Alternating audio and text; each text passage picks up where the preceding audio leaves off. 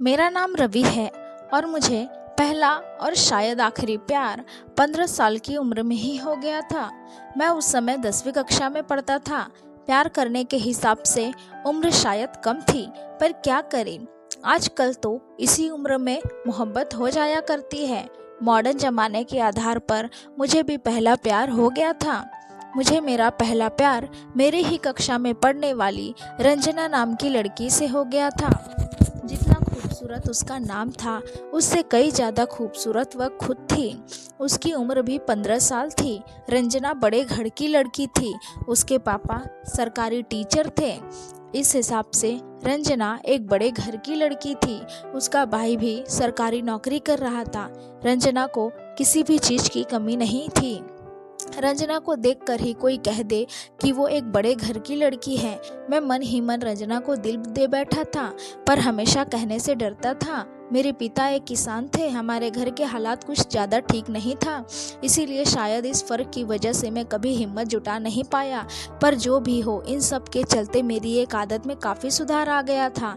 पहले मैं स्कूल न जाने के लिए तरह तरह के बहाने बनाता था, लेकिन उन दिनों सही वक्त पर तैयार होकर चुपचाप स्कूल चला जाता था। मम्मी पापा सोचते थे यह रवि ही है ना। फिर यह सोचते थे कि चलो लड़का सुधर तो गया, शायद बोर्ड एग्जाम का असर है। पर उन्हें क्या पता था, मैं तो प्यार के कॉलेज में दाखिला ले चुका था।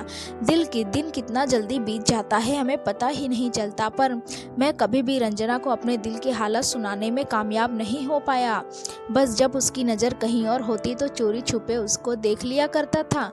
कभी कभार तो मैं उससे बात करने के लिए उसके पास जाता, पर जैसे ही उसके पास पहुंचता, किसी न किसी पढ़ाई का टॉपिक पर बात करके वापस आ जाता था। मेरे दिल में क्या है रंजना के लिए, इन सब बातों से वह हमेशा अनजान ही रही। मैं हिम्मत जुटा नहीं पाया था कि रंजना को अपने दिल की बात बता दूं। देखते देखते हमारी 10वीं की परीक्षा भी खत्म हो गई। फिर हम अपने अपने घर पर आ गए थे। घर पर मुझे चैन नहीं आता था। मैं हमेशा रंजना की यादों में खोया रहता था। लेकिन इस बात की मुझे तसल्ली थी कि जब मैं रिपोर्ट कार्ड लेने जाऊंगा, तब फिर से मैं रंजना को ही जी भर के देख लूंगा। देखते ही देखते हमारा रिजल्ट कार्ड भी आ गया। फिर अगले ही दिन मुझे रिजल्ट लेने जाना था। वो एक रात मुझे 100 रातों जैसी लग रही थी। उस रात मुझे नींद नहीं आई थी। मैं बस रंजना की यादों में पूरी रात काट ली। फिर सुबह होते ही मैं तैयार कर लिया और मैं आज रंजना को प्रपोज करके ही रहूँगा। मैंने उस दिन अच्छे कपड़े पहने, मस्त टाई लगाई और जींस पहना। मैं उस दिन अपने आप को बहुत अच्छे से तैयार किया था, क्योंकि मैं नहीं चाहता था कि रंजना मुझे रिजेक्ट कर दे। फिर उसके बाद हम अपने अपने रिपोर्ट कार्ड लेने स्कूल आए थे। यह हमारा स्कूल का आखिरी दिन था। उसी दिन मुझे पता चला कि रंजना के पापा का ट्रांसफ़र हो चुका है। रंजना अब आगे की पढ़ाई किसी और शहर में जाकर करेगी। मुझे तो शुरू से ही पता था कि मेरे पापा भी मुझको आगे की पढ़ाई करने के लिए किसी और शहर भेजने वाले हैं। मतलब अब शायद ज़िंदगी में हम कभी नहीं मिल पाएंगे। रंजना के लिए मेरे दिल में प्यार आज भी उतना ही था। मेरा दिल बैठा जा रहा था यह सोचकर कि वह मुझसे दूर जा रही है। सभी दोस्त एक दूसरे से गले मिल रहे थे, एंजॉय कर रहे थे, पर मैं अपने आंसू छुपाता फिर रहा था। मैंने देखा रंजना भी अपने फ्रेंड के साथ काफ़ी खुश थी। उसके चेहरे की खुशी देखकर मेरे चेहरे पर भी मुस्कान उभर आई। मैं एकांत जगह में जा बैठा था। सभी लोग से मिलने के बाद रंजना की नज़र मुझ पर गई तो वह मुझसे भी मिलने के लिए आगे बढ़ी। उसको अपनी तरफ बढ़ता देख मैं खड़ा हो गया। वह मेरे पास आई और हाथ आगे बढ़ाया। मैं भी अपना हाथ आगे बढ़ाया। उसके बाद उसने क्या बोला मुझे सुनाई नहीं दिया, क्योंकि मैं उसके चेहरे को इतनी गौर से देख रहा था कि शायद जिंदगी भर के लिए उसकी तस्वीर अपनी आंखों में उतार लेना चाहता था। मुझे होश तब आया जब उसने अपना हाथ वापस खींचा और ना चाहते हुए मैंने उसका हाथ छोड़ दिया। उसके बाद बाय करते हुए मुड़ के जाने लगी। जब वह मुड़ रही थी तब उसके गले में लटका हुआ आइडेंटिटी कार्ड ज़मीन पर गिर पड़ा। मैं बिना एक सेकंड गंवाए वह आइडेंटिटी कार्ड उठा लिया और उस कार्ड पर रंजना की फ़ोटो थी। मेरे मन में ख्याल यह था कि इस फ़ोटो को देखकर ही मैं अपनी यादें ताज़ा कर लिया करूँगा। किसी तरह पैसे का जुगाड़ करके मेरे पापा ने मुझे पढ़ने के लिए शहर भेज दिया। रंजना अपने परिवार के साथ दूसरे शहर चली गई थी। मैं हमेशा के लिए रंजना से जुदा हो चुका था। समय को कौन पकड़ सकता है। समय बीतता गया। मैंने अपनी पढ़ाई पूरी कर ली और एक बड़ी कंपनी में अच्छी तनख्वाह पर नौकरी भी मिल गई। जिंदगी की लगभग सारी ज़रूरतें पूरी हो रही थी। पर फिर भी ज़िंदगी में कहीं ना कहीं कमी हमेशा खलती थी। उस कमी का नाम था रंजना। मैंने रंजना का पता लगाने की बहुत कोशिश की, लेकिन मैं कभी भी रंजना का पता नहीं लगा पाया था। बस उसका खिलखिलाता चेहरा जो मेरी आखिरी बार देखा था मेरी नज़रें के सामने रहता था। अब तक वह काफ़ी बदल चुकी होगी। हो सकता है मेरे सामने से गुजर जाए तो मैं उसे पहचान भी न पाऊँ। अपनी पत्नी के चेहरे में मुझे मेरे बचपन के प्यार का चेहरा दिखने लगता, लेकिन फिर भी मैं आज तक कभी भी अपनी पत्नी को यह महसूस नहीं होने दिया कि मैं आज भी किसी से बेइंतहा मोहब्बत करता हूँ। आखिर वह मेरे लिए अपना सब कुछ छोड़कर आई है, तो उसका हर तरह से ख्याल रखना मेरा फ़र्ज़ था। एक दिन की बात है, मैं अपनी बचपन की डायरी खोलकर बैठा ही था। उसमें से रंजना का आइडेंटिटी कार्ड निकल के ज़मीन पर गिर पड़ा। उस पर लगी रंजना की तस्वीर को देखकर मैं अपनी आंखें गीली होने से रोक न पाया। मैंने अपने आंसू पोंछे ही थे कि मेरी पत्नी रंजना एकदम से कमरे में आ गई। संजोग से मेरी पत्नी का नाम भी रंजना ही था।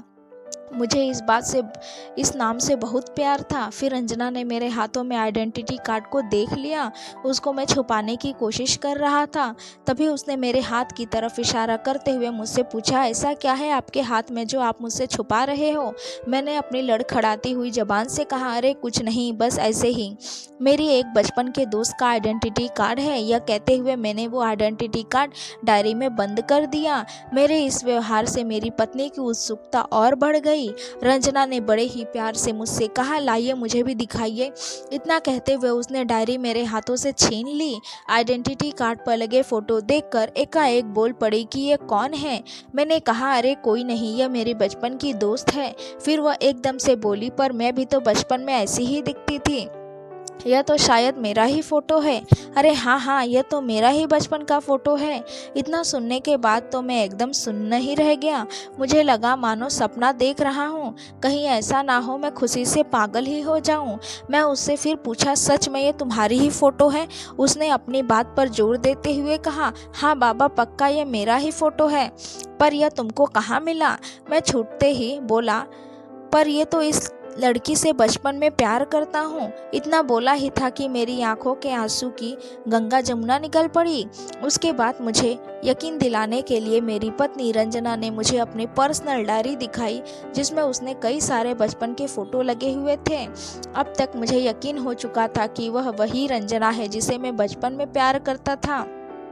उसके बाद रंजना ने मेरे आंसू पोंछते हुए अपनी बाहों में भर लिया, क्योंकि वह भी जान चुकी थी कि उसको अभी से नहीं बचपन से चाहने वाला पति मिला है। उधर मैं मन ही मन भगवान को बार बार शुक्रिया अदा कर रहा था। उसने मुझे मेरा प्यार हमेशा हमेशा के लिए लौटा दिया। मैं अब उसे, यानी अपनी पत्नी रंजना, जो कि मेरे बचपन का प्यार था, जिंदगी भर के लिए अपनी बाहों में कैद करना चाहता था। उसके बाद हमने अपने बचपन की सारी यादें ताज़ा की।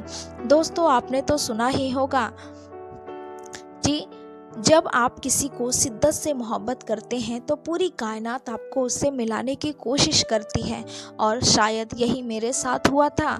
उम्मीद है दोस्तों आपको ये कहानी पसंद आई होगी। अगर कहानी पसंद आई है तो वीडियो को लाइक और शेयर करना ना भूलें, और ऐसे ही वीडियो के लिए हमारे चैनल को सब्सक्राइब ज़रूर करें और नोटिफिकेशन बेल को ऑल कर दीजिए, ताकि आने वाली हर वीडियो की अपडेट सबसे पहले आपको मिले। Thanks for watching video.